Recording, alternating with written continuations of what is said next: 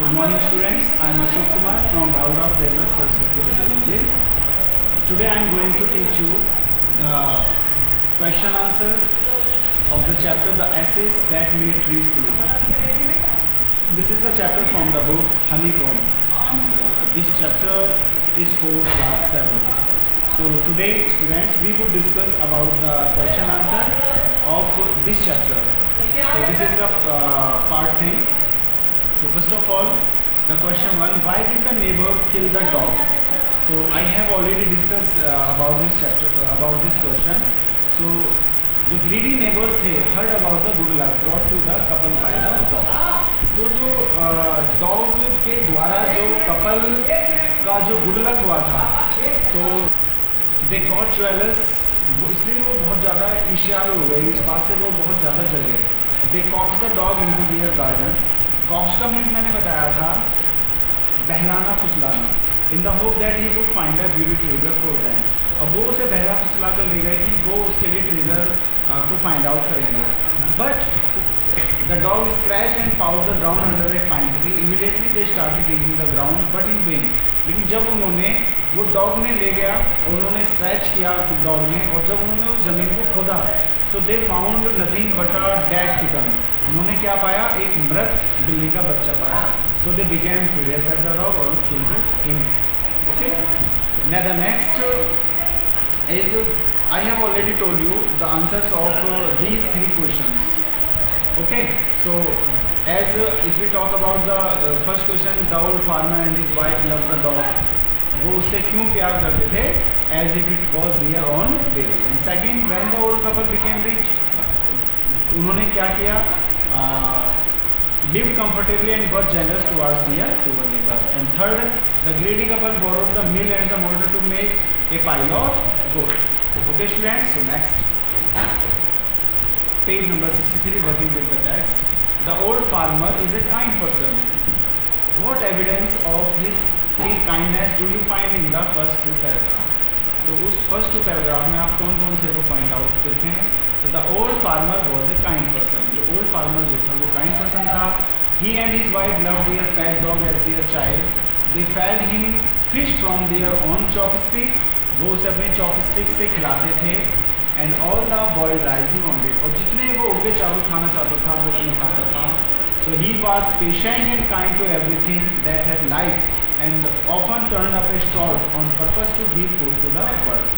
वो जो है यहाँ तक कि बर्ड्स को भी क्या खिलाते थे? भोजन देते थे. ठीक है, यानी कि इट मीन्स कि वो जो भी एवरीथिंग, वो प्रत्येक वस्तु जिसमें जीवन है वो सभी के प्रति वो दयालु. So what did the dog go to lead the farmer to the hidden gold. उस छुपे हुए गोल्ड तक ले जाने के लिए उस डॉग ने क्या किया? तो the dog came running to the farmer. जो डॉग जो था वो भागता हुआ जो फार्मर के पास आया. एंड केप्ट ऑन व्हिनिंग, और उसने कहा, उसने शिकायत की. And running to and fro till the farmer followed him. तब तक यहाँ वहाँ घूमता रहा जब तक कि फार्मर ने उसका पीछा नहीं किया. The dog began scratching in the earth.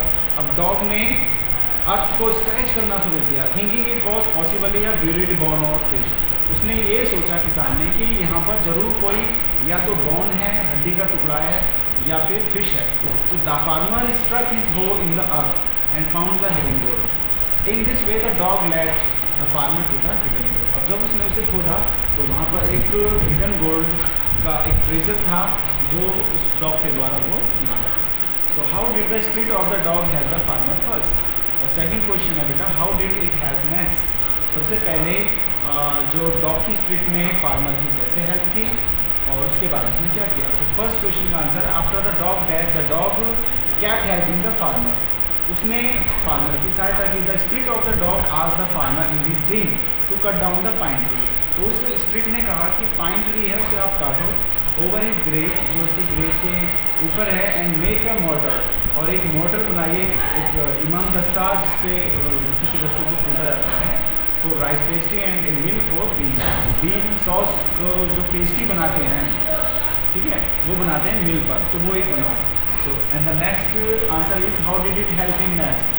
The spirit of the dog inform the farmer जो डॉग की स्पिरिट ने फार्मर को इन्फॉर्म किया in his dream that his wicked neighbours had burn the हैंडमिल।